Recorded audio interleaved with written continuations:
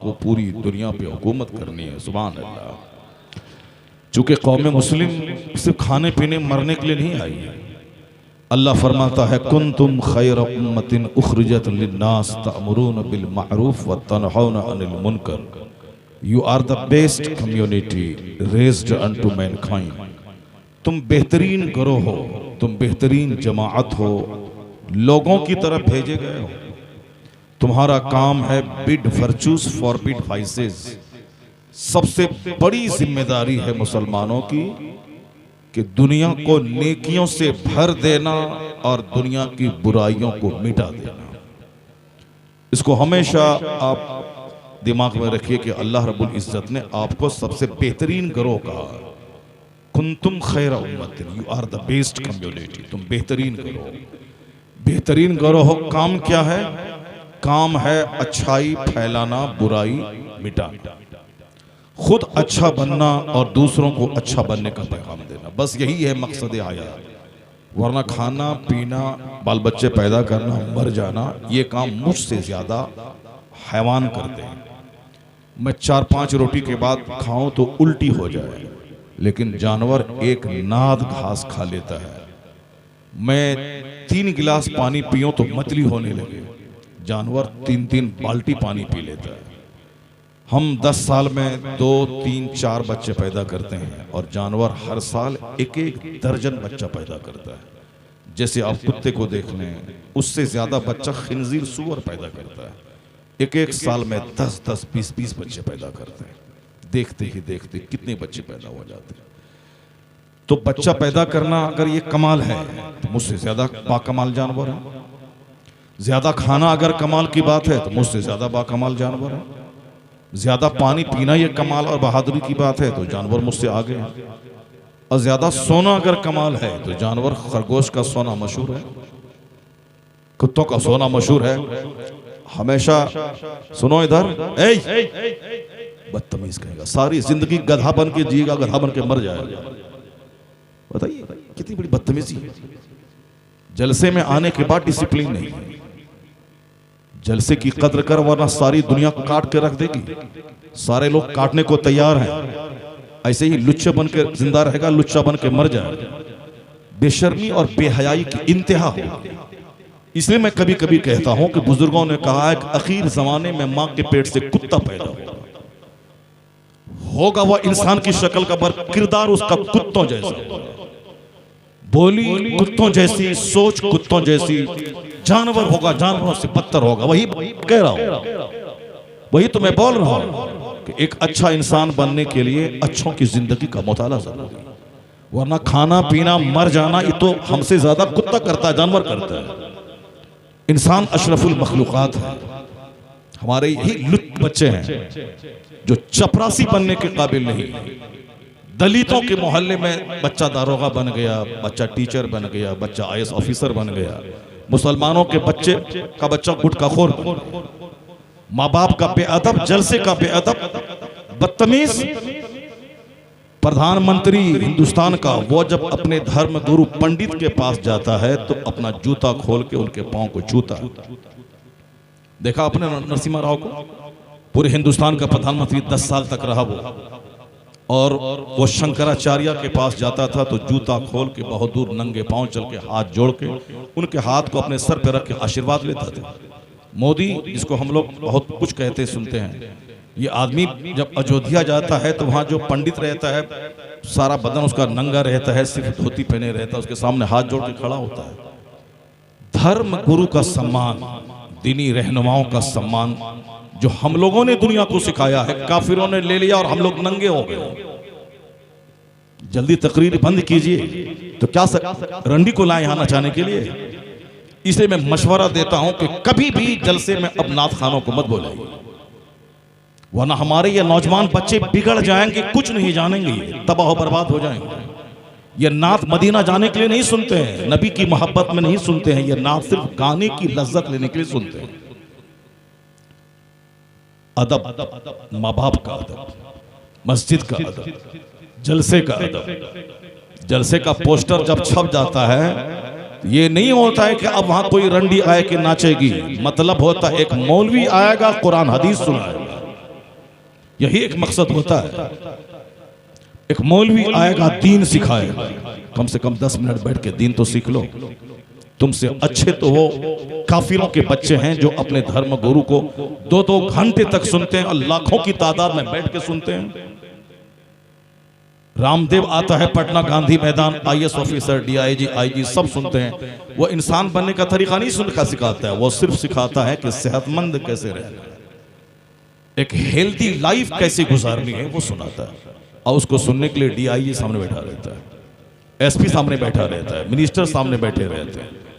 एक अच्छी सेहत पाने के लिए सेहतमंद गुफ्तगू सुननी पड़ती है और एक अच्छी जन्नती जिंदगी गुजारने के लिए जन्नती लोगों का चर्चा सुनना पड़ता है। तुमने अभी 1 घंटा से नात सुनी, पेट नहीं भरा, और अभी मैंने तकरीर शुरू की है और तुम कहता है कि तकरीर खत्म कीजिए और नात शुरू हो जाएगी। अदब सीखो, एहतराम सीखो, जलसों का, जुलूस का। इसलिए हम लोग बिहारी एक गाली की सूरत में जाने जाते हैं। बिहारी गाली, ट्रेन में जिस ट्रेन से बिहारी जाए उसका बेसिन गंदा, अब बाथरूम में 10 बिहारी रहते हैं, क्यों तुम गाली सुनते हो? कल 2.5 से 3 घंटे मेरी तकरीर बनारस में हुई है, उसके बावजूद लोग कहते थे कि और मजीद 1 घंटे की तकरीर हो। वो बनारस का है, उत्तर प्रदेश का है, तुम बिहार का है। 5 मिनट तुम बर्दाश्त नहीं कर पाता है।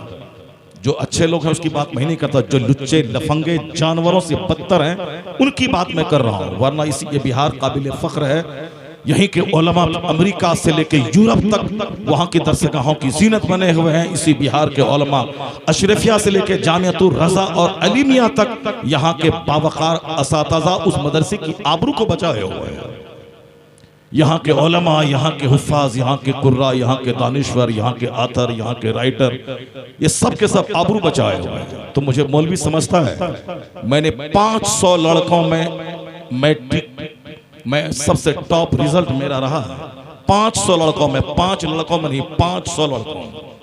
वो लड़के जो पैदा होने के बाद ही इंग्लिश मीडियम में पढ़ते थे, उन बच्चों के दरमियान मदरसे में रहने के बावजूद सबसे अव्वल नंबर में लाया हूँ। मैंने तुमसे ज्यादा स्कूल और कॉलेज का मुंह मैंने देखा है।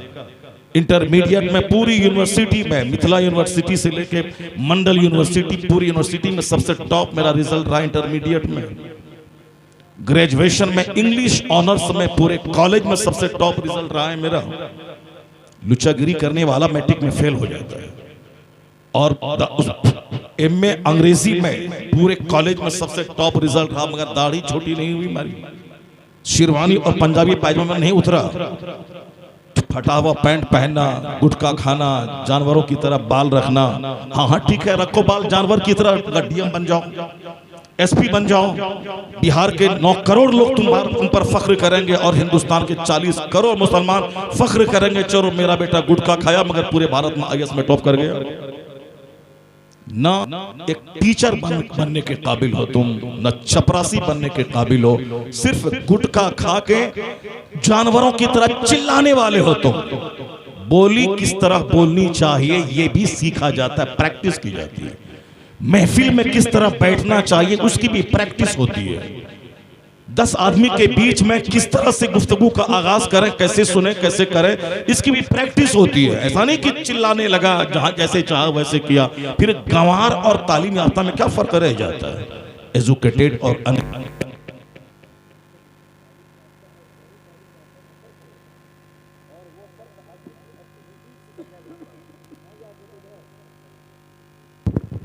चलो इतना ढीला ढाला माइक्रोफोन रखता है। यानी मुहज़्ज़ब और गैर मुहज़्ज़ब में फ़र्क होता है। मैंने ये बातें इसलिए कह दी, मैं भी नात सुनता हूँ और तुम भी नात सुनते हो, मगर नात से ज़्यादा ज़रूरी है कि मुस्तफ़ा की हदीस सुन लो। और इन सारी चीज़ों से बेहतर है कि अल्लाह का कुरान सुन लो। अल्लाह से बड़ा कोई नहीं तो अल्लाह के कलाम से बड़ी किसी की बात नहीं। हुजूर से बड़े कोई नहीं तो हुजूर से बढ़कर किसी की बात नहीं। ये बताओ कि इस जलसे में जितने लोग हैं, ये सारे लोग यहाँ जलसे में आए थे, दीन सुनने आए थे, या किसी और दूसरी महफिल में आए थे? दीन सुनने आए थे। अब यहाँ कितने बच्चे हमारे हैं जो आज सर पे कपड़ा तक नहीं है, सर पे टोपी नहीं। आखिर वो किस ट्रेंड का आगाज हो रहा है, किस तरह के रुझान की इब्तिदा हो रही है मुस्लिम समाज में? और आजकल ये आज से 10 साल पहले ऐसा नहीं था। 10 साल पहले एक मजलिस में अगर 100 आदमी होते थे तो 99 लोग टोपी पहने होते थे। लेकिन ये 2-4 साल से मैं देख रहा हूँ कि आधी आबादी जलसे में अगर 100 लोग हैं तो 50 लोग नंगे सर रहते हैं। और ख़ास करके जो हमारी नई नस्ल, नए बच्चे हैं, ये सब नंगे रहते हैं। गोल्डन टेम्पल में सिख लोग, वहाँ बाहर चारों तरफ वाइट किस्म का रुमाल लेके लोग रहते हैं ताकि कोई नंगे सर अंदर न जाए। और अगर किसी के पास पैसा नहीं खरीदने का तो वह लोग रुमाल उनको दे देते हैं, इसको लो और सर को ढांप लो और अंदर जाओ। ये सर को ढांप लो, अंदर जाओ, नंगे सर न जाओ। ये वह लोग गोल्डन टेम्पल वाले सिख लोग अपने आने वाले दर्शकों को अपनी तरफ से गिफ्ट देते हैं। रुमाल लिए, सर को पर कपड़ा रखिए और अंदर जाइए। सर पे कपड़ा रखिए। जो सारी जिंदगी जो जानता ना हो कि ह्यूमैनिटी, मानवता, आदमियत क्या चीज़ है, मजहब क्या है, आज वो सिविलाइज्ड कहला रहे हैं। और हमारी घुट्टी में इस्लाम पिला हुआ है। हमारा मकसद ही है नेक बनना और नेकी फैलाना और बुराई से रुकना और बुराइयों को रोकना। ये मेरा मकसद हयात है। पैदा होने का मकसद हमारा मुस्लिम सोसाइटी की बुनियाद यही है कि तुम दुनिया की तरफ भेजे गए हो, सबको नेक बनाओ। उससे पहले खुद नेक बन जाओ, खुद मुहज्जब बनो, दुनिया को मुहज्जब बनाओ, खुद सिविलाइज्ड बनो, दूसरों को सिविलाइज्ड बनाओ। दुनिया गैर मुहज्जब थी, तुमने तहजीब का पाठ सिखाया। दुनिया गैर मुतमद्दिन थी, तुमने तमद्दुन सिखाया। दुनिया सभ्यता, संस्कृति का नाम नहीं जानती थी, तुमने दुनिया को संस्कृति के शब्द से तुमने अवगत कराया है, रोशनास कराया है। आज जो लोग भी तहजीब, तमद्दुन, science development, scientific development, education, university, college, school साहब की बात करते हैं, वो सब आज से 1000 साल पहले जानवरों से जिंदगी गुजारते थे। अमेरिका नाम का मुल्क था मगर एजुकेशन नाम की कुछ नहीं थी। चाइना नाम का मुल्क था मगर इल्म और टेक्नोलॉजी नाम की कोई चीज मौजूद नहीं।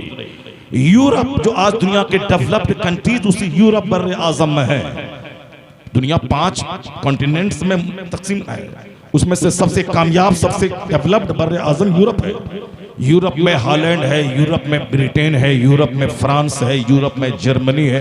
ये सारे डेवलप्ड कंट्रीज हैं, सब यूरोप में है। और यूरोप आज से 1000 साल पहले वहां जानवरों से बदतर जिंदगी थी। एक महीना तक लोग नहाते नहीं थे उस बर्फीले इलाके में रहने वाले। लेकिन आज वही यूरोप दुनिया के सारे ममालिक में सबसे ज्यादा तरक्की याफ्ता है। आखिर क्यों? यूरोप वालों से सवाल करेंगे, वो बोलेगा पढ़ो लिखो कामयाब बनो। Knowledge is power, knowledge is right. China, Japan मुर्दा मुल्क था। अमेरिका ने एटम बम गिराया 1945 में, उसको तबाह बर्बाद कर डाला। जापान ने घुटने टेक कर अमेरिका के सामने हाथ जोड़कर अपनी शिकस्त, अपनी डिफीट तस्लीम कर ली। जो आज से 70 साल पहले जिसको चूर चूर कर दिया हो, आज अमेरिका की मंडी में जापानीज माल का जो महत्व है वो है अमेरिका का मुल्क, वो है सारी दुनिया।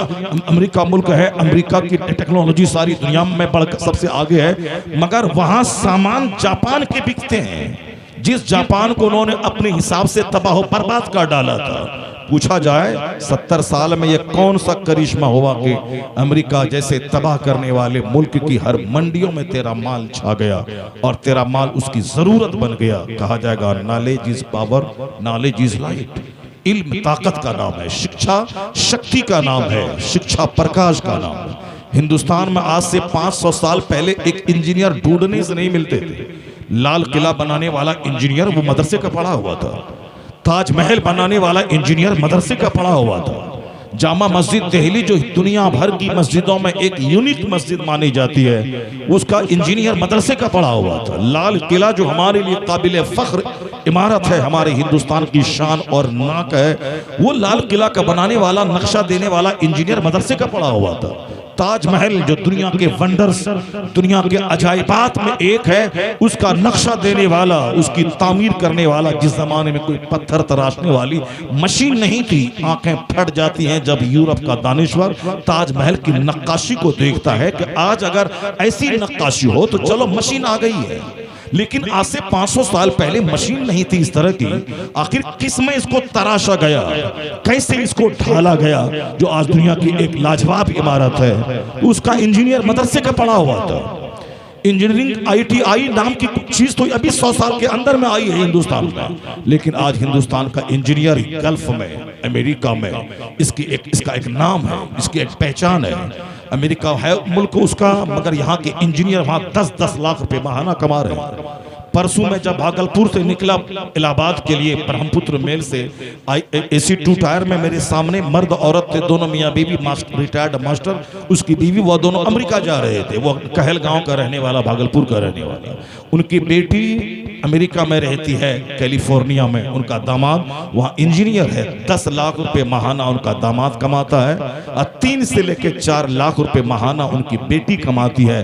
अब उन दामाद ने टिकट वहां से भेजा, वीजा भेजा, या दोनों बूढ़े सास ससुर को वो दामाद बुला रहा है, वहीं जा रहे थे। कल की फ्लाइट भी होगी, वो चला गया होगा। 10 लाख रुपए महीना कमाता है, हिंदुस्तान का इंजीनियर, अमेरिका। और स्कूल में पढ़ाती, उनकी बेटी MSc करी हुई है, वो स्कूल में पढ़ाती, 3 लाख रुपए महीना कमाती है। वो मास्टर मुझको बताया, चूंकि हम लोग 3 ही आदमी थे उस कंपार्टमेंट में, और 4 सीट रहती, 6 सीट में थे हम लोग, 3 आदमी थे।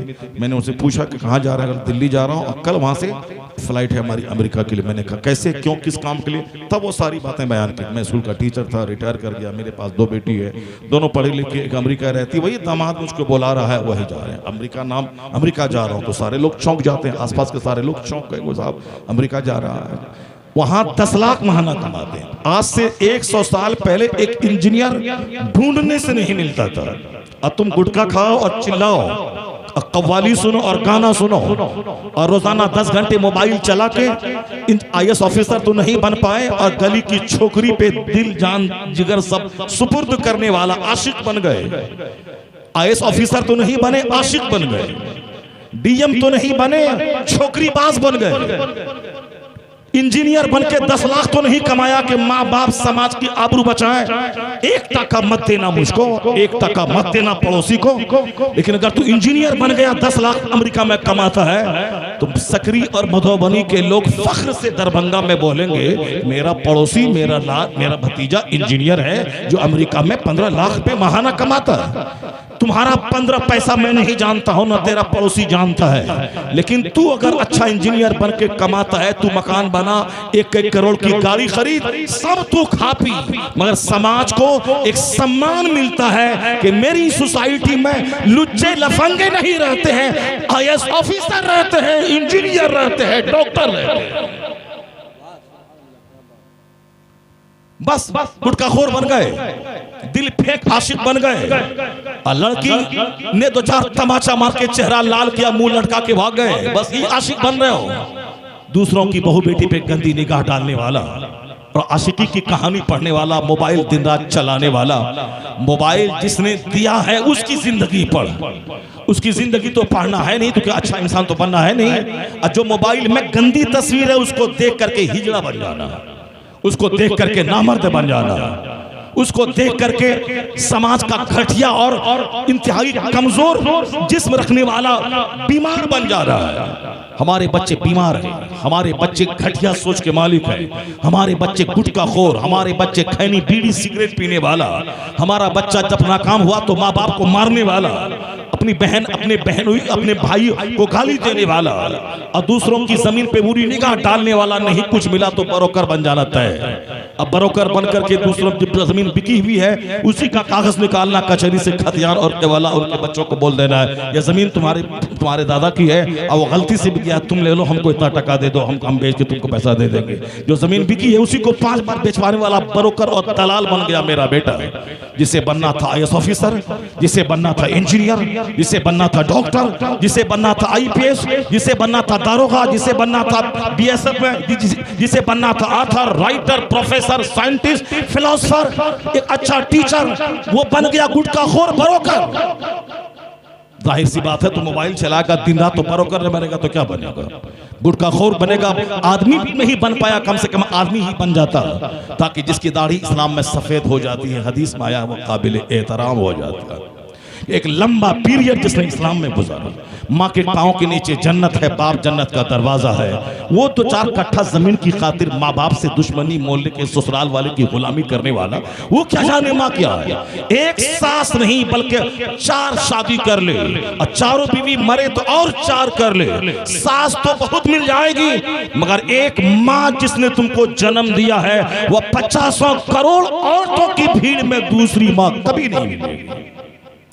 माँ के कदमों के नीचे जन्नत है। गुटखाखोर सास की मोहब्बत में माँ को गाली देता है, ये गुटखाखोर ससुर की मोहब्बत में बाप को गाली देता है। ससुर अब्बा है, सास अम्मा है और माँ बुढ़िया है, बाप बुढ़ा है। अगर अपने बच्चों को आपने नहीं पढ़ाया लिखाया, उन पर नजर नहीं रखी, उनको इस इंसान नहीं बनाया, ये बच्चे आपकी छाती पर चढ़कर आपको मारने वाले बन जाएंगे, चूंकि उनके पास लगाम ही नहीं। इसीलिए हर माँ बाप पे लाजिम है कि स्कूल का रास्ता बाद में दिखलाइए, मस्जिद का रास्ता पहले दिखलाइए, कॉलेज का रास्ता बाद में दिखलाइए, मदरसे का रास्ता पहले दिखलाइए, पंडितों प्रोफेसर साइंटिस्ट का रास्ता बाद में, पहले आलिमों का रास्ता दिखलाइए। आलिम उसे बताएगा कि तुम सोने का मकान बना ले, मगर जन्नत तो माँ के कदमों के नीचे है। आप चाहे 1000 उसको सिखा दें कि डॉक्टर बनके डेली 1 करोड़ कमा ले, मगर बाप जन्नत का दरवाजा है। अगर तुमने किसी लड़की को 100 बार देखा तो 100 बार आंख ज़िना करेगी और ज़िना का गुनाह होगा, आंख बह जाएगी और करोड़ों गुनाह तेरे नामे अमाल में लिखे जाएंगे। जो 5 साल तुमने चोरी छुपे मोबाइल में गंदी तस्वीरें देखी, और अगर देखने का शौक है तो रोजाना 100 बार माँ बाप का चेहरा देख, बिनाई बढ़ेगी अलग, और 100 बार मकबूल हज का अज्र अल्लाह अता फरमा देगा। 10 लाख रुपए खर्च करके बंदा हज को जाता, हज कबूल हुआ कि नहीं कोई गारंटी नहीं। क़यामत के दिन ही पता चलेगा कि हज उसका रद्द हो गया या हज उसका कबूल हो गया। लेकिन जो जन्नत के मालिक मुस्तफ़ा हैं वो कहते हैं, जिसने अपने माँ बाप को मोहब्बत से देखा, 100 बार क्यों न डेली देखे, अल्लाह 100 बार डेली हज का अज्र उसको अता फरमाएगा। अगर ये आलिम के पास अगर आप भेजेंगे बच्चों को, तो आलिम आपके बच्चों को ये सिखाएगा। और तुम डॉक्टर इंजीनियर प्रोफेसर कुछ भी बन जाओ, दुनिया में 70-80 साल जीना है, जो 70-80 साल एक दिन है अल्लाह के नजदीक। अब मरने के बाद जहां जाना है वहां का एक दिन 50,000 साल के बराबर है। एक दिन वहां का 50,000 साल के बराबर है। और वहां से मर के कहीं और नहीं जाना। यहाँ तो मौत आई चले गए वहां, और वहां मौत ही नहीं आएगी। वहां तो आग है तो आग है, बाग है तो बाग है, और फिर वहां से भाग भी कोई नहीं सकता है। ऐसा नहीं कि अब सकरी में कुछ कांड किया तो भाग के दरभंगा चले गए, दरभंगा में कांड किया तो भाग के दिल्ली चले गए, दिल्ली में कोई कांड किया भाग के बम्बई चले गए, बम्बई में कुछ कांड किया अमेरिका चले गए, अमेरिका में कुछ क्राइम किया ब्रिटेन चले गए। मगर यहाँ तो भागेगा, चाहे यहाँ सकरी दरभंगा बिहार से भागो, यहाँ भी नहीं भाग पाओगे। या माशरल जिन्न वल इंस इन इस्तताअतुम अन तनफुज़ू मिन अक़तारिस समावाति वल अर्दि फनफुज़ू ला तनफुज़ून इल्ला बिस्मिल्लाह। यानी ए जिन्नात और इंसान के घरों, अगर तुम्हारे बस में है तो जमीन और आसमान के करारों से निकल जाओ, लेकिन जहां भी जाओगे वहां अल्लाह की सल्तनत है। अल्लाह से भाग के नहीं जा सकोगे, इसलिए भागो पड़ाओ मत, सच्ची तौबा करके उसी जगह रहो। अगर सच्ची तौबा हो गई तो जो जगह तेरे लिए आग थी वही जगह तेरे लिए बाग बन जाएगी। भागो मत, पड़ाओ मत, जहां भी जाओगे अल्लाह की सल्तनत है। यहाँ मर गए वहां चले गए, वहां तो मौत ही नहीं है। अब जहां खरबों साल, महासंख्यों साल, बेगिनती साल रहना है, वहां के लिए मैंने क्या किया, वहां के लिए मैंने क्या किया। डॉक्टर इंजीनियर बना, दुनिया में 30 साल पढ़ा, 30 साल नौकरी किया, 2-4 साल बुढ़ापे में मौत का इंतजार किया, मर गए चले गए। अब वहां जहां गए वहां क्या होगा, जहां का एक एक दिन 50,000 साल के बराबर है। बच्चों को बताना होगा। दुनिया में जैसे हम बताते हैं कि डॉक्टर बना वो शख्स कमाया खाया, इंजीनियर बना वो शख्स कमाया खाया, वो बिजनेस किया कमाया खाया, तो आप उसको ये बताना पड़ेगा। चाहे अरबपति सोने का घर क्यों ना बना ले, उसे छोड़ के जाना है, उसे छोड़ के जाना है। चाहे 1000 बीघा जमीन खरीद ले तुम, कितने दिन तक, 70, 80, 90 साल, अल्लाह के नजदीक एक दिन। और जहां जाओगे मर के, वहां 70, 80 साल की हैसियत क्या है, वहां का तो एक दिन 50,000 साल के बराबर होगा। इसीलिए अगर इंजीनियर बनने के लिए 18 घंटा पढ़ना पड़े तो वहां की तैयारी करने के लिए 24 घंटे लग जाए तो भी कम है। क्योंकि हम दुनिया में 30 साल पढ़े, 30 साल नौकरी किए, उसके बाद बुढ़ापे में रिटायर्ड होकर मौत का इंतजार, जिंदगी खत्म। लेकिन जहां गए वहां का एक दिन 50,000 साल का। उसके लिए मेरे बच्चे ने क्या किया, उसके लिए मैंने क्या किया, उसके लिए मैंने अपने बच्चों के दिमाग में क्या डाला। इसलिए हमारा घर उजड़ गया। जो कि मेरे घर में इंजीनियर का चर्चा है, जन्नती का चर्चा नहीं, डॉक्टर का चर्चा है, सहाबा का चर्चा नहीं।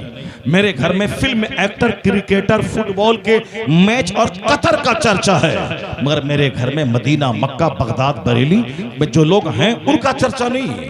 हमारे फुटबॉल का चर्चा है। फला क्रिकेटर बना 1 करोड़ कमा लिया, फला डॉक्टर बना 2 करोड़ कमा लिया, फला इंजीनियर बना 5 करोड़ कमा लिया। तो बच्चों के दिमाग में यही भूत बसेगा कि मुझे भी डॉक्टर बनना है, 5 करोड़ कमाना है, मुझे भी इंजीनियर बनना है, 5 करोड़ कमाना है, मुझे भी नेता बनना है, हमें भी साहब मकान 10 शहरों में बनाना है। जो कुछ हम करते हैं बच्चों के दिमाग में वो सारी बातें स्टोर रहती हैं। हम उसके जिम्मेदार हैं, चूंकि हमने कभी भी अपने घर में जन्नत का चर्चा नहीं किया, कभी भी आखिरत का चर्चा नहीं किया, कभी भी मैंने कुरान की आयत पढ़ के अपने बच्चों को नहीं बताया। हालांकि ऐसा नहीं था। 10 घंटा पढ़ते इंजीनियर बनने के लिए, सिर्फ 1 घंटा पढ़ लेते जन्नत जाने के लिए, या 1 घंटा उस 10 घंटे पे गालिब आ जाता तो दुनिया भी मिल जाती, आखिरत भी मिल जाती। यहाँ फरमा बरदार बेटा मिलता और वही बेटा मरने के बाद जन्नत का हकदार बन जाता। यानी सिर्फ 1 घंटा जन्नत का चर्चा हो। 18 घंटे पढ़े वो IAS ऑफिसर बनने के लिए। फजर पढ़ने में लगता है 10 मिनट, जोहर पढ़ने में लगते हैं 15 मिनट, असर पढ़ने में लगते हैं 10 मिनट, मगरिब पढ़ने में 10 मिनट, ईशा पढ़ने में 15 से 20 मिनट। ये है जन्नत जाने के लिए नमाज पढ़ना, मस्जिद में जाना। और स्कूल में पढ़ाई 5-5 घंटे की, कॉलेज में पढ़ाई 10-10 घंटे की। यानी 5 घंटे क्लास ना भी करें तो भी 15-15 घंटे पढ़ना पड़ता है, किताब को चाटना पड़ता है।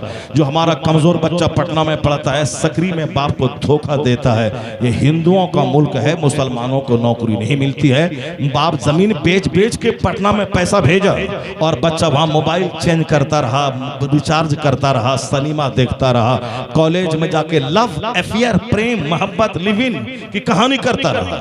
वह नहीं पढ़ा आइंस्टाइन को, वह नहीं पढ़ा अल्फ्रेड नोबेल को, वह नहीं पढ़ा मसूलिनी को, वह नहीं पढ़ा हिटलर को, वह नहीं पढ़ा आइंस्टाइन को, फिजिक्स, केमिस्ट्री, बायोलॉजी नहीं पढ़ा। वो क्या पढ़ा? सिनेमा देखा, अमिताभ को पढ़ा, करीना कैटरीना को पढ़ा, सिनेमा हॉल में 3-3 घंटे रहकर फिल्में देखी। बाप से पैसा लिया कि हम कोचिंग सेंटर जा रहे हैं, कोचिंग सेंटर में लड़की से इश्कबाजी की।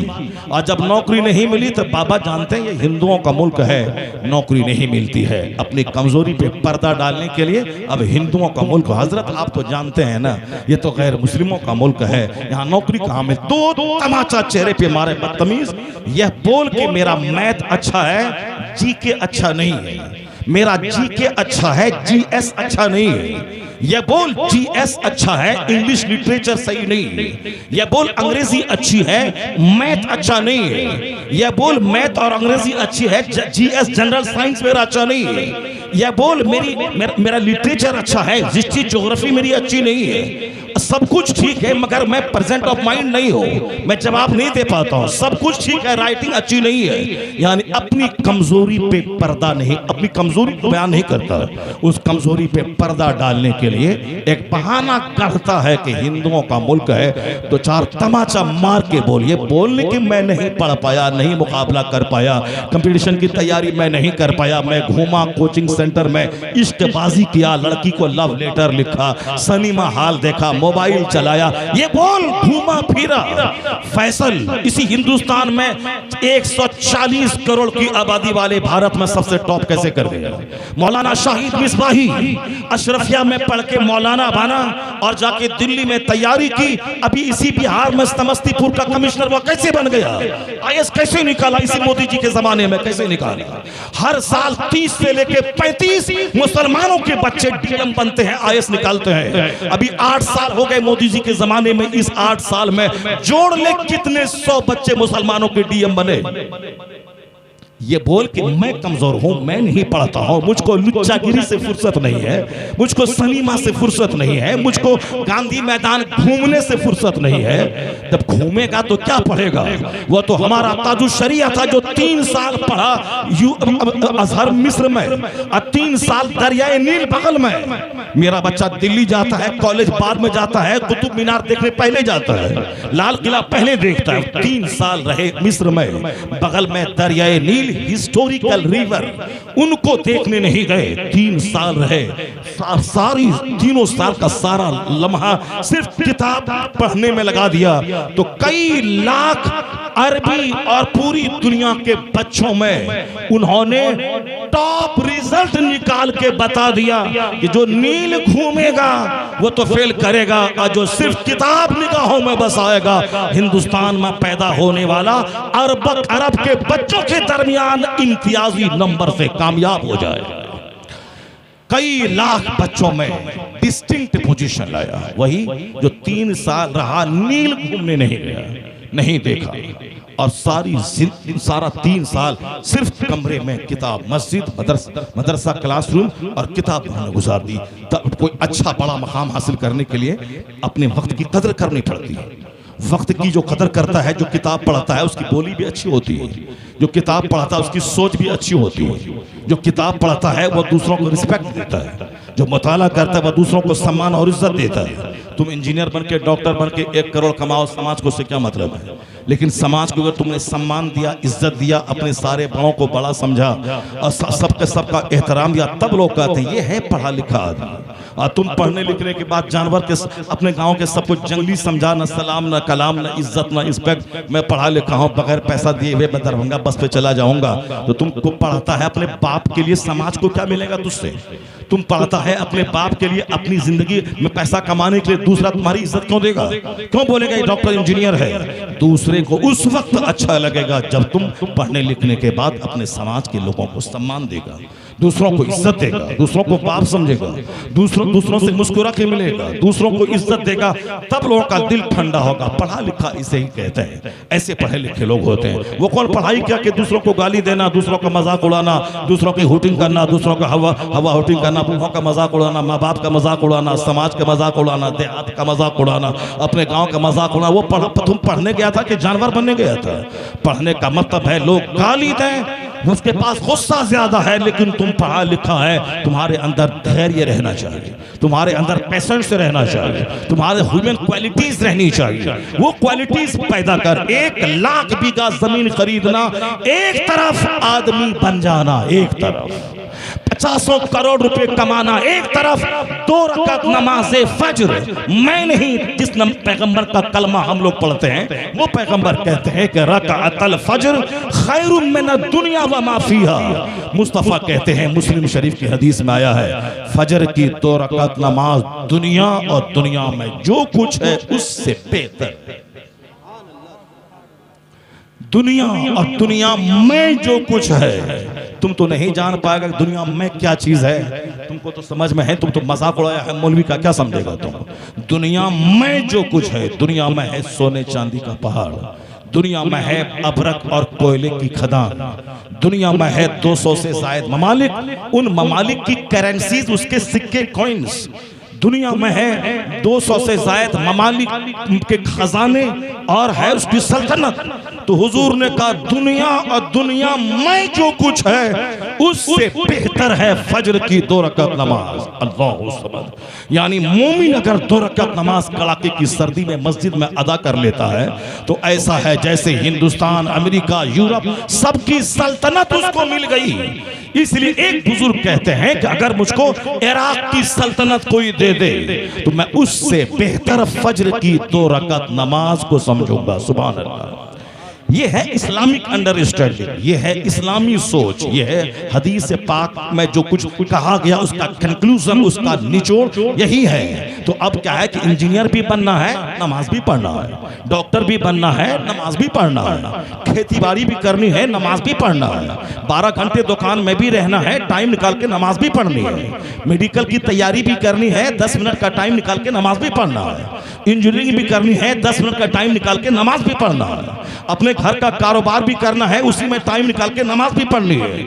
अब अगर कोई मोमिन नमाज पढ़ लिया फजर की 2 रकात, कड़ाके की सर्दी में नहा धोकर नमाज पढ़ लिया, तो हुजूर की हदीस की रोशनी में यह 2 रकात नमाज दुनिया और दुनिया की सारी नेमतों से बढ़ के दौलत उसके पास है।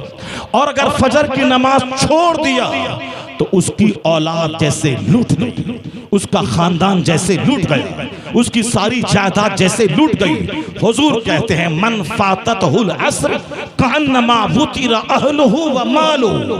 मुस्तफा कहते हैं जिसके अस्र की नमाज छूट गई, उसका अहल, उसकी औलाद, उसके बच्चे, उसका खानदान, उसका माल सब तबाह बर्बाद हो गया।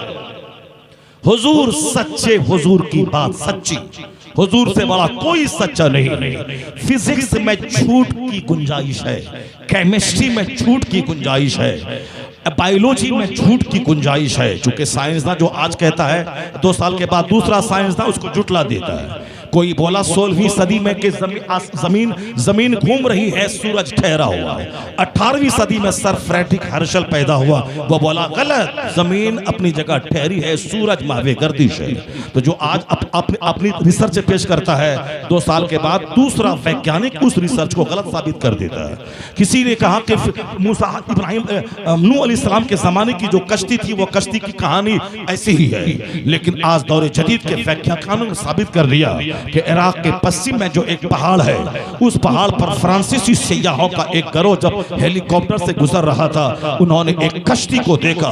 जो कश्ती कई मंजिला कश्ती थी, और उस कश्ती में जब कार्बन डेटिंग सिस्टम के जरिया उस कश्ती की उम्र का पता वैज्ञानिकों ने लगाया तो पता चला इसकी उम्र 5000 साल है। जब 5000 साल जो उन्होंने हिस्ट्री पढ़ी तो पता चला कि उसी जमाने में जब नूह अलैहिस्सलाम ने कश्ती तामीर की थी और उनके मानने वाले उसमें सवार हुए थे और दुनिया में पानी आया था, सैलाब, सारे लोग मर गए थे, वो कश्ती 6 महीने तक घूमती रही, उसी कोहे जूदी पे जाके ठहरी। और जो उसमें लोग थे 80 लोग सवार थे कमोबेश, वो उतरे, फिर वहां से एक गांव आबाद हुआ समानीन नाम की, फिर वहीं से एक दूसरी आबादी दुनिया की बसी। इसलिए जनाबे नूह को आदमे सानी बोला जाता है, यानी पहला वो आदम अलैहिस्सलाम जिनसे आदमी का सिलसिला शुरू हुआ, और दूसरा नूह अलैहिस्सलाम के जमाने में लोग पापी बदकार बदचलन हो गए तो अजाब अल्लाह का आया, सारे काफिर पानी में सैलाब में डूब के मर गए। जो आपके फॉलोवर 80 लोग थे वही बच गए, जो जानवर का एक जोड़ा उस कश्ती में रखा था वो बच गया। वो कहते हैं 5000 साल से ये कश्ती इसी पहाड़ पे रुकी हुई है, वह कश्ती आज तक सलामत है। तब दुनिया को पता चला ये 5000 साल पहले वाली कश्ती है। और यह कश्ती किस क्यों है, कुरान शरीफ में उसका जिक्र है कि मैंने उस कश्ती को ठहराया और दूसरों की इबरत की खातिर मैंने उस कश्ती को बना दिया, दूसरों की इबरत की खातिर मैंने उसको छोड़ दिया।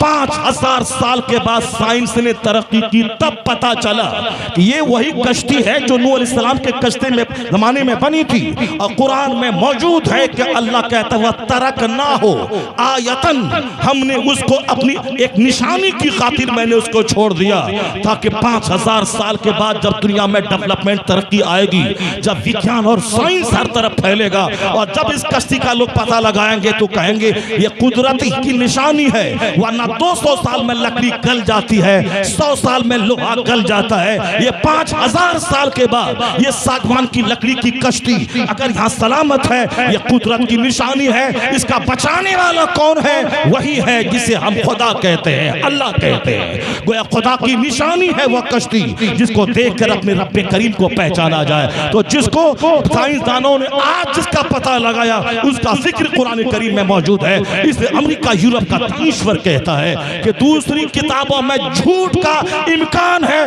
कुरान सच्चाइयों का मजमुआ है। इसलिए मैं कहता हूं फिजिक्स झूठी, केमिस्ट्री झूठी, बायोलॉजी झूठी, अगर इस बीच में कोई चीज सच है तो कुरान सच्चा, हदीस सच्चा, अल्लाह सच्चे, रसूल सच्चे, और जो अल्लाह रसूल की बात बोले वही सच्चा है।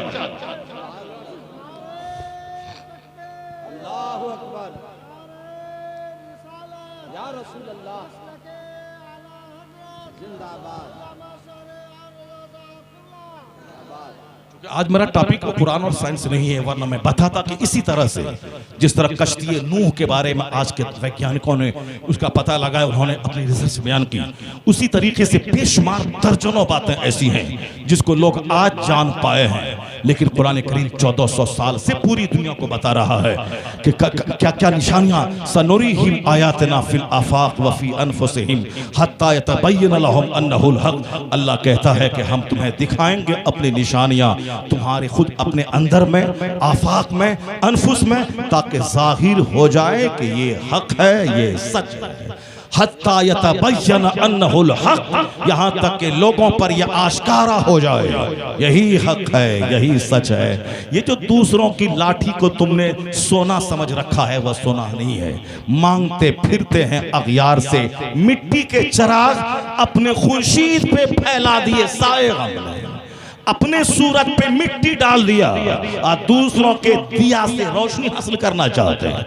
ये मालूम ही नहीं कि आज दुनिया में साइंस का जो उदय हुआ है, इसका सारा क्रेडिट उलमा के सर जाता है। आप बोलेंगे हाँ मौलाना मौलवी इसके सर कैसे जाएगा? ये हमारा लुच्चा बच्चा जो कुछ नहीं पढ़ा है वो बोलेगा।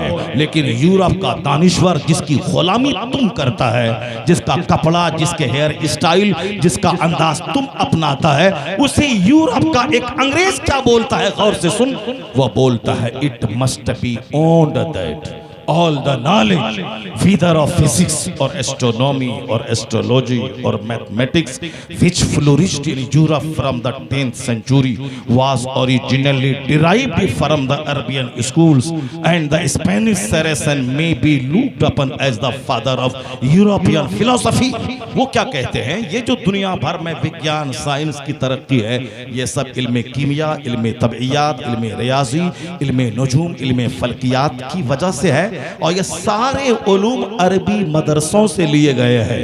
ये कौन बोलता है? वह क्रिश्चियन। वह कौन बोलता है? वह वैज्ञानिक। वह कौन बोलता है? जिनका सारा सामान तेरे हाथ में है, जिसकी तू गुलामी कर रहा है। मोबाइल तुमने दिया, हिंदुस्तान का कोई आदमी दिया नहीं।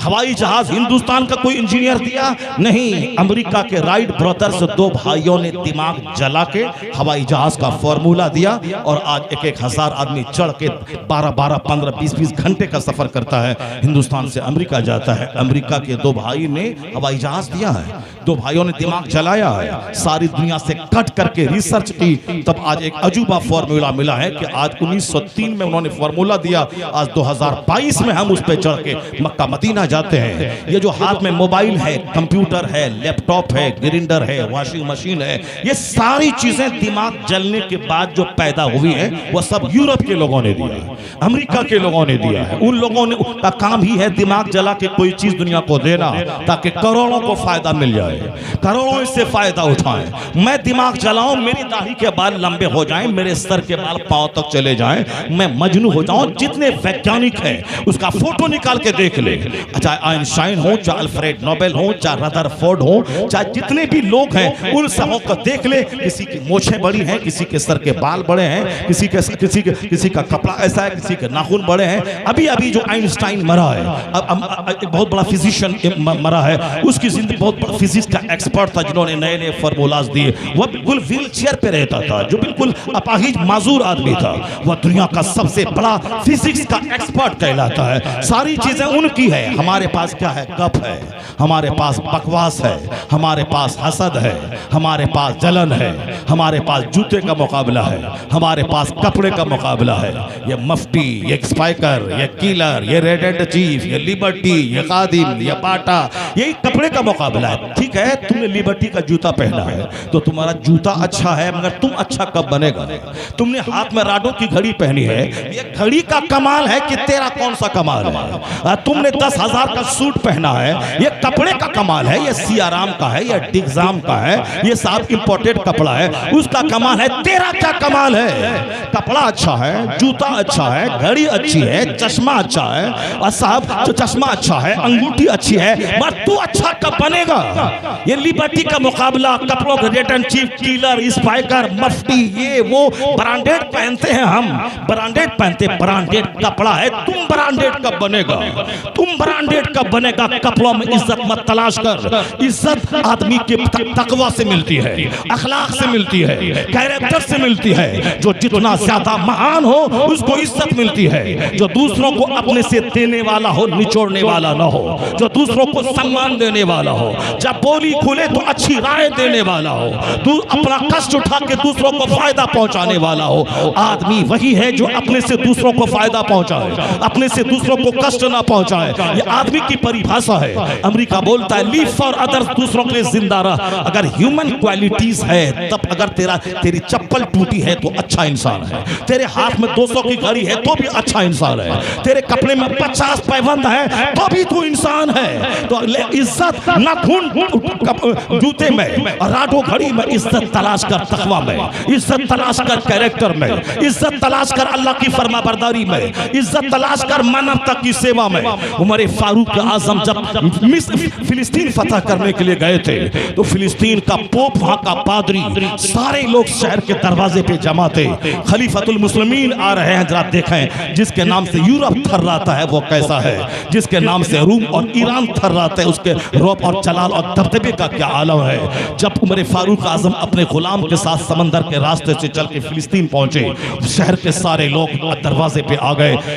उसको देखने के लिए कौन है मुसलमानों का खलीफा, जिसके नाम से सारी दुनिया में एक धमक महसूस हो रही है। जरा उसका कपड़ा देखें, जरा उसका घोड़ा, उसके ऊंट को देखें, उसके नौकर गुलाम को देखें। जब देखा एक गुलाम के साथ बगैर किसी आर्मी के मक्का जो हेड ऑफ स्टेट था वहां से चल के आया है और इस शान से आया है कि एक मंजिल गुलाम को बैठाया है, मुसलमानों का बादशाह ऊंट की नकील थाम के आगे आगे पैदल चला है और दूसरी मंजिल पे खुद बैठा है, गुलाम आगे नकील थाम के चला है। और जब शहर के करीब आए, वह बारी थी उमर फारूक के नीचे लकाम थामने की और गुलाम के बैठने की। दुनिया दंग रह गई। ये अदल, ये इंसाफ, जिनकी सादगी पे जमाना कुर्बान, जिनकी सादगी का ये आलम हो, गुलाम को ऊंट पे बैठाया हो, नकील थाम के चल रहा हो, वहां के लोग महवे हैरत हो गए। उमर फारूक जब सामने गए तो उनके आगे पीछे को शहर का बड़ा पादरी देखने लगा। उमर फारूक ने कहा क्या गिन रहा है? कहा मैंने किताबों में पढ़ा है पुराने जमाने की, इस शहर को फतह करने वाला वो शख्स होगा जिसके कपड़े में 19 पैबंद लगे हुए होंगे। तो मैं तुम्हारी 19 पैबंद को गिन रहा था, मैंने गिन लिया, 19 की तादाद पूरी है। अब यह शहर की चाबी तेरे कदमों में है, आज से फिलिस्तीन का हाकिम तुम है, तेरी सल्तनत है। यानी ये सल्तनत तुम्हारी है, ये हुकूमत तुम्हारी है। सादगी ने काफिरों के गुरूर को तोड़ दिया, ये सादगी ने काफिरों को हिला के रख दिया। तुम स्पाइकर और मफ्ती और साहब रेडेंट चीफ का मुकाबला कर रहा है। हदीस में आया है जो ताकत रखने के बावजूद सिंपल कपड़ा पहने, अल्लाह तबारक व तआला उसको जन्नत में रेशमी कपड़ा पहनाएगा। सुभान अल्लाह। ताकत है, वो 10 लाख का सूट पहन सकता है, लेकिन समाज में सबके पास 10 लाख नहीं है। मेरे इर्द गिर्द जो लोग रहते हैं उसके पास उतनी सकत नहीं है। अगर मैं चौंका देने वाला कपड़ा पहनता हूँ, चौंका देने वाली घड़ी पहनता हूँ, तो लोगों पे क्या इसका मैसेज जाएगा? एतदाल, दरमियाना चाल, यानी बीच की चाल, ना बहुत ज्यादा ठाट बाट का मुजाहरा हो और नेमत की मौजूदगी में बहुत ज्यादा घटिया भी न रहे, बीच की चाल, दरमियाना चाल, एतदाल, यही सबसे बेहतर है। इख्तियारात के बावजूद सिंपल रहना, सिंपल पहनना। लोग कहते क्यों नहीं, हमारे पास पैसा है तो मैं क्यों नहीं शान शौकत के साथ रहूं। तुम शान शौकत के साथ रहो, लेकिन तुम नहीं जानता कि आने वाला दिन कैसा आने वाला है। कल मौत तेरे पीछे खड़ी है, गरीबी तेरे पीछे खड़ी है, बीमारी तेरे पीछे खड़ी है। कल बीमारी तेरे पीछे खड़ी है। बीमारी आएगी बस सारा सेहत का नशा उतर जाएगा, गरीबी आएगी, कारोबार ठप होगा, सारा अच्छा खाने पीने पहनने ओढ़ने का सारा नशा उतर जाएगा। मौत पीछे खड़ी है, मौत आएगी, सारी यादगारें तेरी मिट जाएंगी, तेरे बाल बच्चे सारा खानदान तुझको भूल जाएगा कि कोई था कोई। मरने के बाद सबसे पहली चीज नाम नमूद के लिए बंदा जीता है, वह नाम ही मिट जाता है। लोग नहीं बोलते कि मौलाना शहरयार को सामने लाओ और जनाजा पढ़ेंगे, लोग बोलेंगे जनाजा सामने लाइए, मैयत को सामने लाइए, लाश को कब्र में दफनाइए, जनाजे को तैयार कीजिए। अब मौलाना, पीर, फकीर, सेठ, साहूकार, डीएम, एसपी सब खत्म, यहाँ तक के नाम खत्म। जैद, बकर, अब उमर, ये जो नाम है ये सब नाम खत्म। ऐसा नहीं कि अहमद भाई को ले आइए सामने जनाजा पढ़ेंगे, नहीं, लाश को लाइए, मैयत को लाइए, जनाजा को लाइए, नाम ही खत्म। मरने के बाद सबसे पहली चीज नाम खत्म। उसी नाम के लिए आदमी साहब पैसा पानी की तरह बहाता है, 1000 आदमी को खाना खिलाता है साहब, वो 10-100 रुपए का कार्ड बेटी की शादी में छपाता है, डेकोरेशन करवाता है। मैं जो किया वो कोई नहीं किया है, मैं जो खिलाया वो कोई नहीं खिलाया है, मैं जो घर बनाया हूँ कोई नहीं बनाया है, मैं जो कपड़ा पहनता हूँ वो कोई नहीं पहनता। मैं इसी से दुनिया भर गई। समाज में हम एक दूसरे से दूर हो गए, समाज से मोहब्बत खत्म हो गई, समाज से मुरव्वत खत्म हो गई, समाज से गैरत खत्म हो गई। यही मैं वर नहीं, ये 50 गरीब की बेटियों की शादी के लिए पैसे नहीं है और हम 10,000 आदमी को काट बांट रहे हैं, जो 10 लाख रुपए का डेकोरेशन कर रहे हैं। क्या मतलब? मुस्तफा से हम बड़े हैं, मुस्तफा की बेटी से हमारी बेटी बड़ी है। कायनात के खजाने का मालिक मुस्तफा अगर चाहते तो अपनी बेटी फातिमा की शादी में जन्नत से खाना मंगवा लेते, 1 लाख सहाबा को खिला देते और ऐलान कर देते कि मुस्तफा की बेटी फातिमा की शादी है, सारे कलमा पढ़ने वाले जमा हो जाए, सारे मुसलमान जमा हो जाते। लेकिन नहीं, हुजूर ने मस्जिद नबवी में 10-20 लोगों की मौजूदगी में दुनिया के सबसे बड़े बहादुर फातिह खैबर मौला अली की शादी और सबसे जन्नती औरतों की सरदार की शादी फातिमा ज़हरा की शादी चंद लोगों के बीच में मस्जिद नबवी में मुस्तफा ने कर दी। पुराने कपड़े में, सिंपल लिबास में, चंद लोगों के बीच में शादी करा दी। कौन? फातिमा। वही जब क़यामत के दिन पुलसरात पार करेंगी तो 70,000 हूरों की झुरमुट में बिजली की चमक की तरफ पुलसरात पार कर जाएंगी। आवाज आएगी, या अहलल जमे नक्किसू रुऊसकुम, ए अहले मैशर आंख बंद कर ले, सर झुका ले, मुस्तफा की बेटी फातिमा पुलसरात पार करने वाली है। सुभान अल्लाह। जो जन्नती खातून की सरदार है, उनकी शादी सिंपल, उनकी शादी सिंपल मस्जिद नबवी में। हर गैरतमंद कलमा पढ़ने वालों को चाहिए वह हिंदुओं की नकल न करे, काफिरों की नकल न करे, क्रिश्चियन की नकल न करे, यहूदी की नकल न करे, फिल्म के एक्टर की नकल न करे, किसी लीडर की नकल न करे।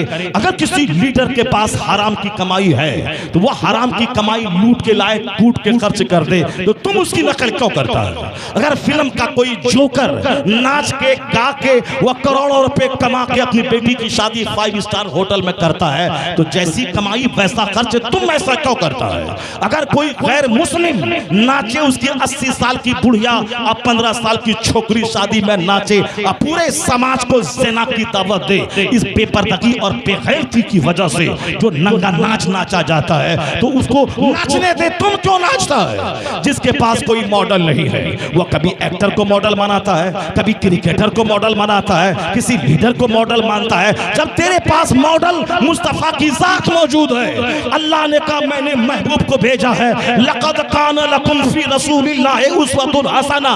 ये मेरे महबूब को दे, महबूब की सुबह शाम दे, उनकी जिंदगी का मुताला कर। वो कैसे पहनते हैं वैसे पहन, वो कैसे खाते हैं वैसे खा, वो कैसे बाल रखते हैं वैसे तू बाल रख, वो कैसे नहाते धोते हैं वैसे तू नहा धो, वैसे कैसे बच्चे की शादी करते हैं तुम कर, वो कैसे बच्चों की तरबियत करते हैं तुम कर, वो कैसे मुर्दों को दफनाते हैं तुम दफन कर। यानी from the cradle to the grave, माँ की गोद से लेके कब्र की गोद तक हुजूर ने सारी बातें खोल कर बता दी। तो हुजूर का गुलाम बन जा, सारी दुनिया तुम्हारी गुलाम बन जाएगा। मुस्तफा को अल्लाह ने मॉडल बनाया है। सरकारे दो जहां तेरे लिए मॉडल है, तेरे लिए नमूना है। क्यों दूसरों की नकल करता है? क्यों दूसरों की पैरवी करता है? क्यों दूसरों के चक्कर में पड़ के अपनी जिंदगी को तबाह करता है? सादगी जब हिंदुस्तान में तबाही मचने लगी तब कहते हैं जहेज लेना देना अपराध है और जो लेगा उसको जेल में डाल देंगे। शराब पीना अपराध है, जो पिएगा जेल में डाल देंगे। जहरीली शराब से 100 लोग मर गए, सारा हिंदुस्तान बिलबिला उठा। नीतीश कुमार की नौछाई शुरू हो गई। अब कहते हैं कि साहब शराब के फायदे उसके नुकसानात बताएंगे हम, तो आप फायदे बताएंगे हम। यही काम तो मेरा मौलाना 1400 साल से कर रहा है कि तुमने पाबंदी लगा दी शराब पर, मानसिकता नहीं बदली, सोच नहीं बदली। और जब तक पब्लिक की सोच नहीं बदलेगी, चाहे 1000 पुलिस को बैठा दे और पुलिस की चौकी कायम कर दे, 10 रुपए की शराब 10,000 में लोग खरीद के पिएंगे, 50 रुपए की शराब 5,000 में खरीद के लोग पिएंगे। लोग जहरीली शराब बना बना के पिएंगे और मर जाएंगे। रोटी रोजी की फिक्र नहीं है, शराब जहरीली पी के मर जाना है। बदतमीज जो शराब जहरीली पी के मर जाए उसे मर जाने दे। वह 100 क्या है, अगर 1 लाख आदमी जहरीली शराब पी के मर जाए उसकी कोई नोटिस ना ले, कोई चिल्लाए नहीं। राजनीति करता है, शराब की पाबंदी लगा के इस आदमी ने तो एहसान किया। बहुत सारा घर उजड़ चुका था, बहुत सारी तलाकें हो चुकी थी, बहुत सारा समाज कमजोर हो चुका था। इस आदमी ने शराब पे पाबंदी लगा के घर को उजड़ने से बचाया है, समाज को उजड़ने से बचाया है। और बहुत जहरीली शराब पिया, मर गया, मर जाने दे, कुत्ते की मौत मरने दे। रोटी खा, दूध पी, चावल खा, ये शराब क्यों पीता है? शराब पे पाबंदी। मगर अब क्या कहते हैं, नहीं नहीं मैंने तो कानून बना दिया कि अपराध है, मैंने पुलिस चौकी खड़ी कर दी, लेकिन उससे शराब बंद नहीं होगी। उसके लिए हम लोगों के बीच जाएंगे, लोगों को फायदे बताएंगे, इसके पीने के नुकसानात क्या है, इसके फवायद क्या है। मैं लोगों को गिनवाऊंगा कि शराब छोड़ने का फायदा क्या है, शराब पीने का नुकसान क्या है। यानी सोच बदलना होगा, मानसिकता बदलनी होगी, जीने का ट्रेंड बदलना होगा। यही काम तो मौलाना करता है। क्यों मदरसे पे पाबंदी लगाता है, क्यों जलसे पे पाबंदी लगाता है? आदित्य जोगीनाथ को समझना चाहिए, ये मदरसा है, मदरसे में इंजीनियर नहीं पैदा होता है, डॉक्टर नहीं पैदा होता है, सोच बदलने वाला स्पीकर पैदा होता है, मानसिकता चेंज करने वाला स्कॉलर पैदा होता है। मिलाद की महफिल में, जुमा के खुतबे में, सीरत के जलसों में 5 आदमी के बीच ये मौलाना बोलता है, हुजूर ने कहा था 1400 साल पहले, शराब उम्मुल खबाइस है, तमाम बुराइयों की माँ है, वहां से सारी बुराइयां जन्म लेती है। शराब पीने के बाद कत्ल होता है, शराब पीने के बाद ज़िना होता है, शराब पीने के बाद डकैती होती है, वो उम्मुल खबाइस है। इसीलिए शराब के नुकसानात कुरान हदीस ने बताए, ये उलमा बताते हैं। तो जो काम तेरा नेता न कर पाया, जो काम तेरी असेंबली न कर पाई, जो काम तेरा पार्लियामेंट न कर पाया, वो काम मौलाना के हाथ में दे दे। जब जलसा बढ़ेगा, तकरीर बढ़ेगी, खिताब बढ़ेगा, तो मानसिकता बदलेगी, सोच बदलेगी। तो जो काम तुम कानून बना के लक्ष्य हासिल नहीं कर सका, वो लक्ष्य इस्लाम मजबूत होता जाएगा, बुराइयां घटती चली जाएंगी।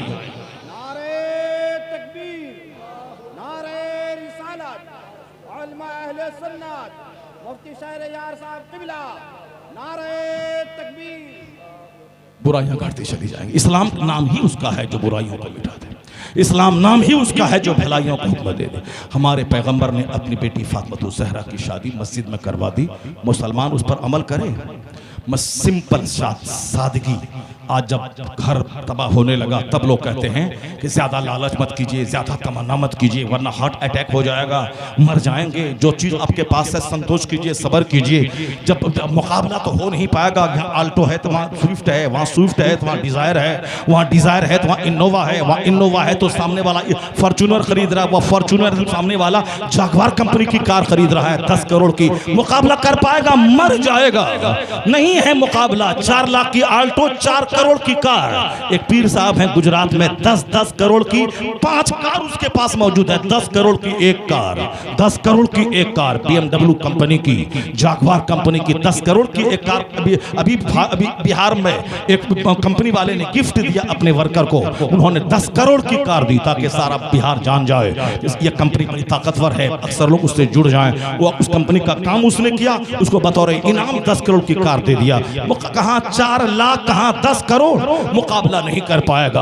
अगर मुकाबला नहीं कर पाएगा तो टेंशन होगा, टेंशन होगा, ब्लड प्रेशर हाई होगा, ब्लड प्रेशर हाई होगा, हार्ट अटैक होगा। मुकाबला नहीं कर पाएगा, इंफीरियर हो जाएगा, इंफीरियर रहेगा, ब्लड प्रेशर लो होगा, ब्लड प्रेशर लो होगा तो फिर क्या, फालिज का हमला होगा, जहर खा के मर जाएगा, फालिज का हमला होगा। इसलिए कहते हैं कि सिंपल रहिए, सेटिस्फाइड रहिए, संतोष रखिए, पेशेंस रखिए, धैर्य रखिए। जो काम तबाही का तमाशा देखने के बाद आज के स्कॉलर बता रहे हैं यही पैगाम तो मुस्तफा ने दिया था, अपने से ऊपर को मत दे वरना तबाह बर्बाद हो जाएगा, अपने से नीचों को दे तो तुम्हारे दिल में सब्र पैदा होगा, अल्लाह की नेमतों की कद्र पैदा होगी। फॉर्च्यूनर मत दे, देख के तेरे पास आल्टो है, उसके पास किसी के पास बाइक है, कोई पैदल चल रहा है, किसी के पास पांव तक नहीं है, नीचे देखेगा तो अल्लाह का शुक्र का जज्बा पैदा होगा और ऊंचों को देखेगा तो नेमत की बेकदरी होती चली जाएगी।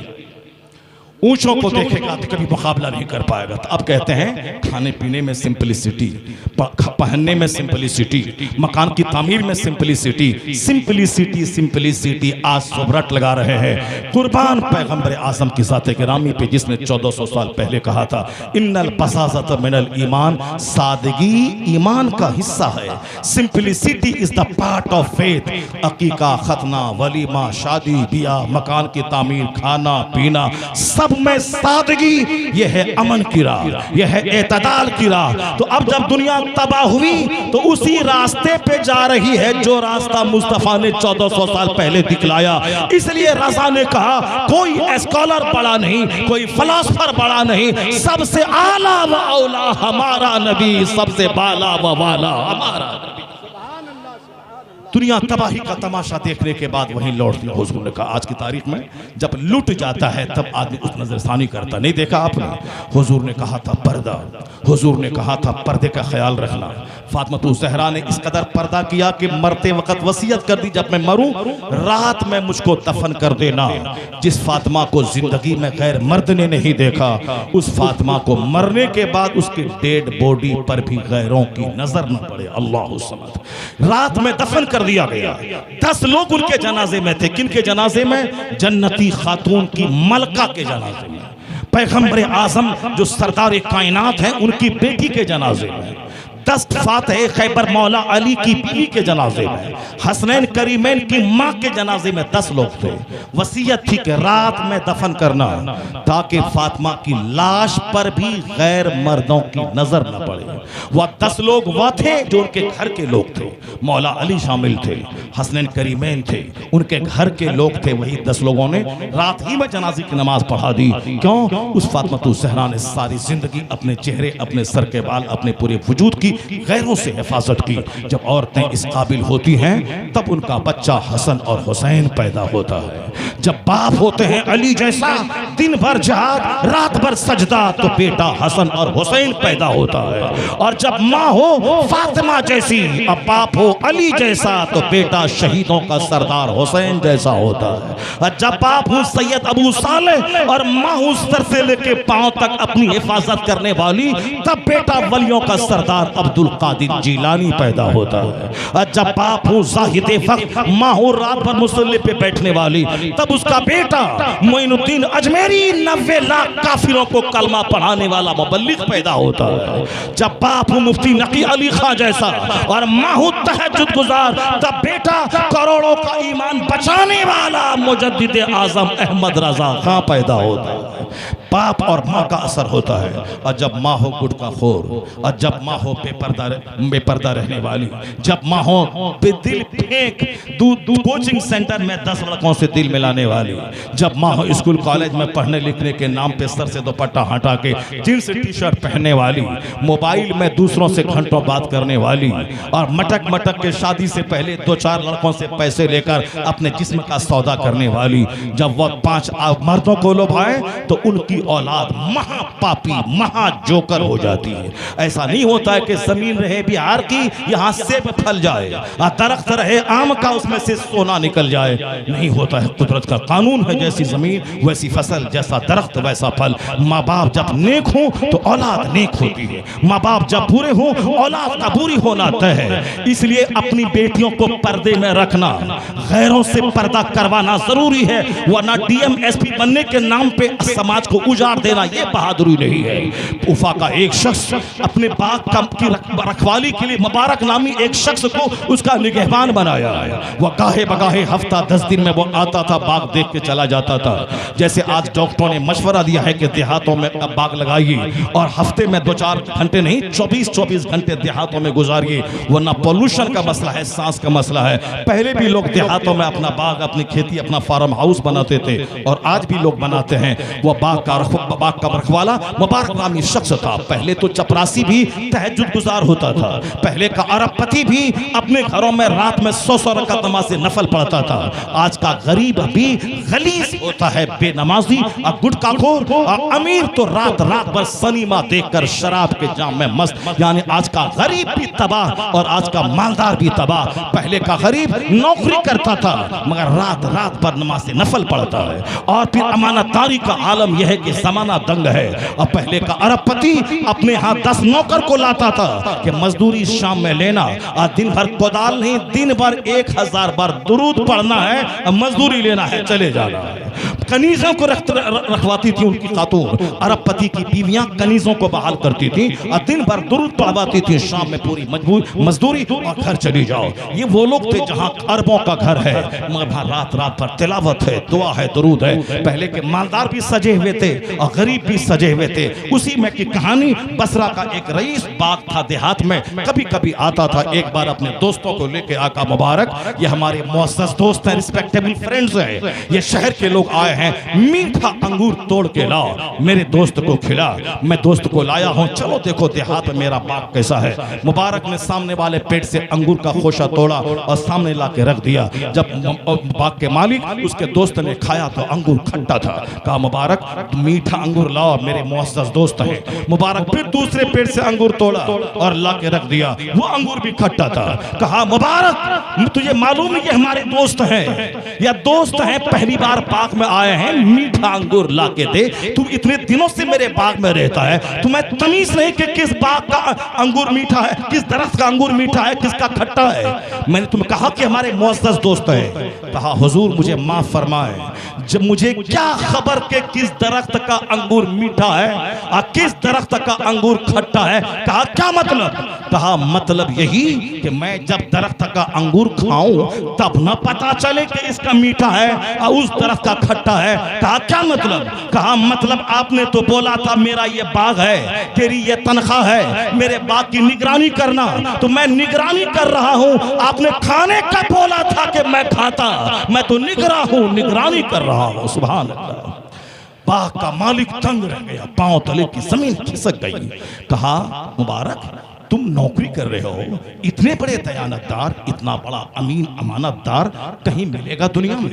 तुम क्या मतलब? कहा हाँ हुजूर सच कहता हूं मैं, क्योंकि आपने कहा था कि बाकी निगरानी करना, मैं निगरानी कर रहा हूं। मुबारक हुसैन कि इस ईमानदारी पर बाग का मालिक फरेफ्ता हो गया। कहा बेटे मुबारक तुम तो नौकर हो मगर तुम्हारी ईमानदारी ने मेरे दिल को हिला के रख दिया है। ये बता क्या तेरी शादी हो गई है? कहा नहीं नहीं, मुझ गरीब को कौन अपनी बेटी देगा। कहा अगर मैं अपनी बेटी तुझे दे दूं, मैं अपनी बेटी तुझे दे दूं।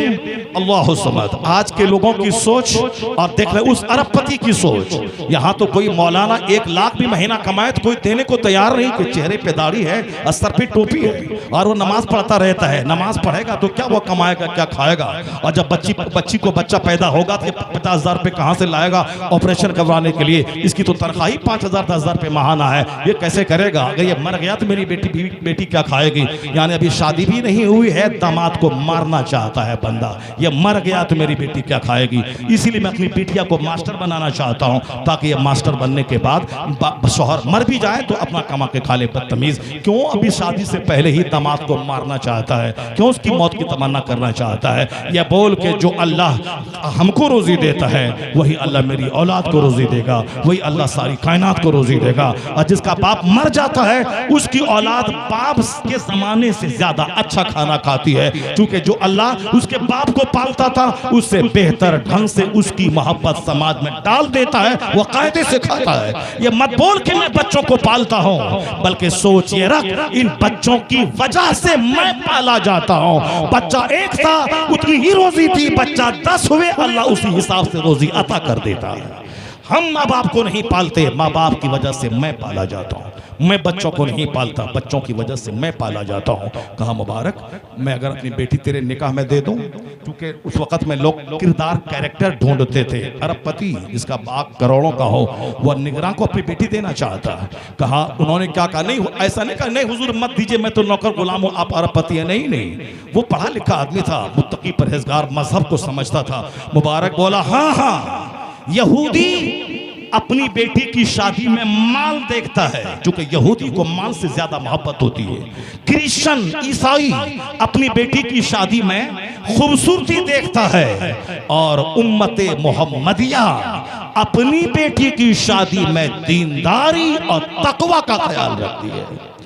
ये मुस्तफ़ा के गुलाम, मुस्तफ़ा के मानने वाले, मुस्तफ़ा के फॉलोवर हुस्न बाद में माल नहीं, बल्कि कैरेक्टर को पहले तरजीह देते हैं। आपने किरदार देखा, आप चाहते हैं कि मैं अपनी बेटी का अक़्द आपसे कर दूं, आपने अपने नबी की सुन्नत, उनकी तालीमात पे आपने अमल करना चाहा है। कहा मुबारक, मैं अपनी बीवी से मशवरा करता हूँ, फिर मैं आगे की तारीख में तय करता हूँ। अपने दोस्तों के साथ शहर वापस गए, बीवी से मशवरा लिया। आज की खातून अगर होती तो क्या मशवरा देती, आप समझ सकते हैं। वो खातून थी, क्यों, शौहर जब नेक हो, तहज्जुद गुजार हो, तो बीवी भी नेक तहज्जुद गुजार, रात रात भर कुरान पढ़ने वाली, अरबों में खेलती हैं, अरबों के खजाने का मालिक, मगर रात रात भर सजदा है, तहज्जुद, ये ऊंची सोच है। और हमारे पास जब इल्म और तक़वा और मानसिकता गलत हो, तो गरीब भी बदकार और बदअमल, और मालदार भी बदकार और बदअमल। और जब नबी सामने रहें तो गरीब वो रहें कि जो अमीरों से 500 साल पहले जन्नत चले जाए, क्योंकि हुजूर कहते हैं मेरी उम्मत के फुकरा अमीरों के मुकाबले में 5 साल पहले जन्नत, 500 साल पहले जन्नत जाएंगे। क्योंकि अमीर को हिसाब देना है, ज़कात निकाली, हज किया, तुमने सदका फित्र निकाला, कुर्बानी तुम पर वाजिब थी, तुमने कुर्बानी की, वो हिसाब देने में रहेगा। गरीबों पे ना ज़कात फर्ज है, ना हज फर्ज है, ना सदका फित्र वाजिब है, ना कुर्बानी वाजिब है। वो 500 साल पहले जन्नत चले जाएंगे, अमीर हिसाब देने में लगे रह जाएंगे। वहां पता चलेगा कि काश मैं दुनिया में गरीब होता, मुझ पर हज फर्ज ना होता, और ताकि हिसाब ना देना पड़ता।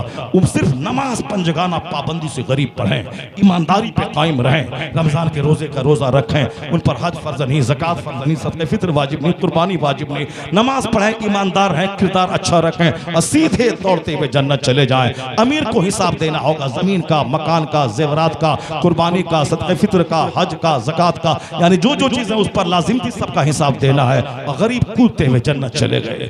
अब उन्होंने कहा, बीवी से मशवरा लिया, बीवी ने कहा इसी तरह का लड़का मैं अपनी बेटी के लिए ढूंढ रहा था। सुभान अल्लाह, इसी तरह के बेटे की तलाश में कर रही थी, इसमें अपनी बिटिया के लिए। अगर बेटी को पता चल जाए कि जो हमारा नौकर मेरे बाप के बाग का, मेरे बाप उनसे शादी करवाना चाहता है, अगर आज की बेटी को पता चल जाए, वो तो बोलेगी मैं जहर खा लूंगी, वह तो बोलेगी साथ में फंस, मैं रेल की पट्टी में कट जाऊंगी। हाँ, हमने उसी नाग को पाला है, उसी नागिन को पाला है जो जहर खा के मर जाए, उसी नाग को दूध पिला पिला के पाला है जो एक छोकरी की मोहब्बत में खानदान की नाक कटवा दे, इज्जत मिट्टी में मिला दे।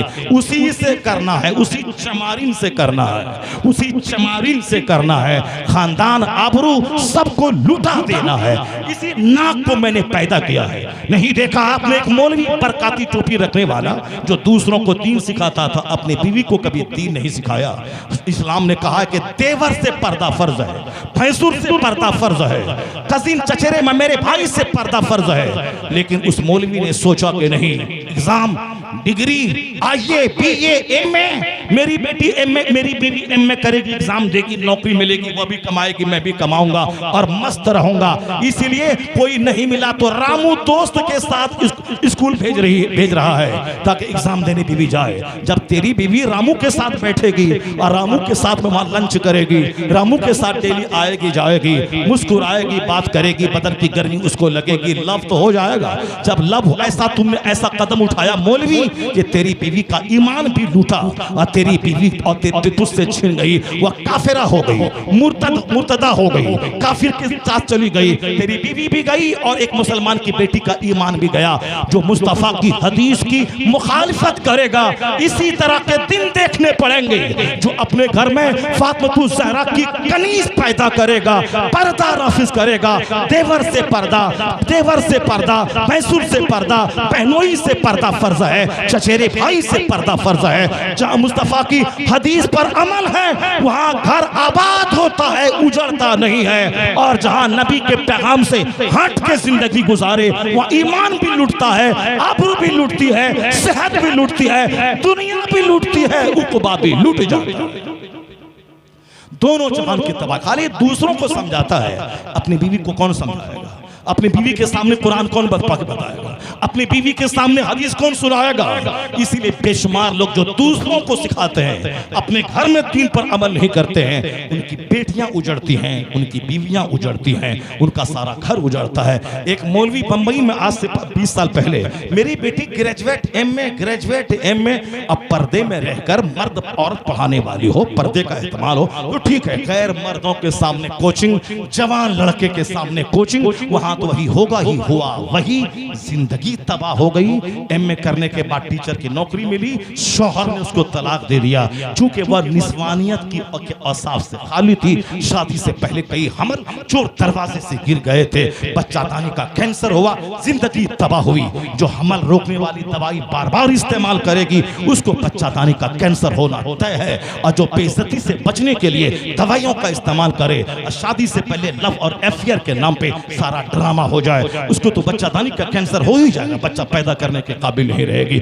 इसलिए अपने घर में दिखावा काफिरों की बेटी की तरह नहीं, अपनी औलाद पे कड़ी नजर रहे, उसे करीना की नौकरानी नहीं, फातिमा ज़हरा की कनीज बनाइए, यहाँ रहेगी, आपकी इज्जत को बढ़ाएगी, और मर जाएगी जहन्नम में, फातिमा के साथ जन्नत चली जाएगी।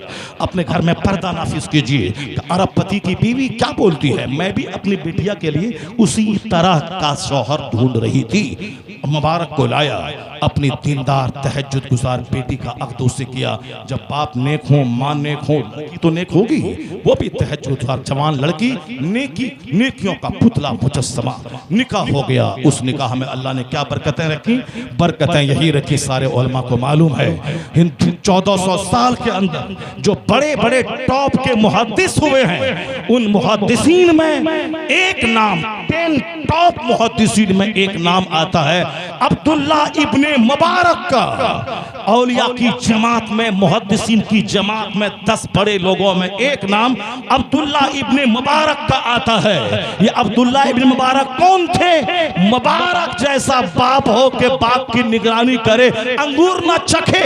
जब मुबारक जैसा बाप हो और अरबपति की बेटी जो तहज्जुद गुजार हो, वह दोनों जब आपस में मिलते हैं और इज़्दिवाजी जिंदगी गुजारते हैं, उनके मिलन से जो बच्चा पैदा हुआ, वही बच्चा अब्दुल्ला इब्ने मुबारक की सूरत में दुनिया का मुहद्दिस कबीर पैदा हुआ। जब माँ अच्छी हो, जब माँ अच्छी हो, जब बाप अच्छे हों, तो औलाद का अच्छी पैदा होता है। इसलिए अल्लाह के नेक बंदे जो दुनिया से चले गए, वो अपने पीछे यादगार छोड़ के चले जाते हैं। नेकों को पढ़िए, बुजुर्गों को पढ़िए, उनकी ज़िंदगी का मुताला कीजिए। ये ज़िंदगी 100 साल के अंदर फना होने वाली है। जब मरना ही है, अल्लाह को मुँह दिखलाना है, तो क्यों इसमें गैरों की गुलामी करनी है?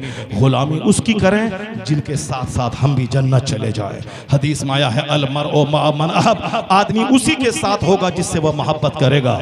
जो अमिताभ से मोहब्बत करेगा, अमिताभ जहाँ जाएगा मरने के बाद वहीं जाने के लिए तैयार रहिए। जो करीना से मोहब्बत करके जींस टी शर्ट पहन के 10 छोकरों को ज़िना की दावत देगी, तो करीना जहाँ जलने के लिए जाएगी वहीं तुम भी जाने के लिए तैयार रह। और जो फातिमा ज़हरा से मोहब्बत करेगी, तो जन्नत की मलका जहाँ रहेगी, उसकी कनीज भी वहीं रहेगी। जो हसनैन करीमैन से मोहब्बत करेगा, या औलिया सालिहीन के सरदार जहाँ जाएंगे वहीं आप भी जाएंगे। मोहब्बत ख्वाजा से, मोहब्बत रजा से, मोहब्बत मखदूम से, मोहब्बत गौसे आजम से, मोहब्बत हसनैन करीमैन से, औलिया सालिहीन से, शुहदा सिद्दीकीन से। जो जिससे मोहब्बत करेगा उसी के साथ वह जन्नत में रहेगा। मोहब्बत इन झूठों से नहीं, मोहब्बत सच्चों से, मोहब्बत मुत्तकी से, मोहब्बत नेकों से कीजिए। यही पैगाम कब्र से जो दुनिया से चले गए वो देते हैं कि मेरी कब्र पे आके दौलत मत मांगना, यहाँ और दुनिया की दौलत मत मांगना। मांगना, हमने दुनिया को तलाक दे दिया है। हमने नमक रोटी चौकी रोटी सूखी रोटी मैंने खाया है। 80 साल में एक नमाज मेरी कज़ा तक नहीं हुई है, तो तुम मेरी कब्र पे आके मेरा कैरेक्टर ले जाओ, मेरा अमल ले जाओ, मेरा अमल ले जाओ। मुझको मेरे यहाँ आके दौलत मत मांगना। मगर हमने उसी कब्र के साथ भी पूरा सलूक किया। वहाँ ना तकवा मांगते हैं, ना नमाज मांगते हैं, ना और दीनदारी मांगते हैं। वहाँ भी हम 2-4 रुपए का बताशा लेकर करोड़ों की बिल्डिंग मांगते हैं, करोड़ों की गाड़ी मांगते हैं। अल्लाह के नेक बंदों की कब्रों से तकवा मिलता। अल्लाह ताला हमें और आपको सबों को नेक बनने की तौफीक अता फरमाए। अल्लाह बुजुर्गों के सदके में हमारी औलाद को नेक और सालेह बनने की तौफीक अता फरमाए।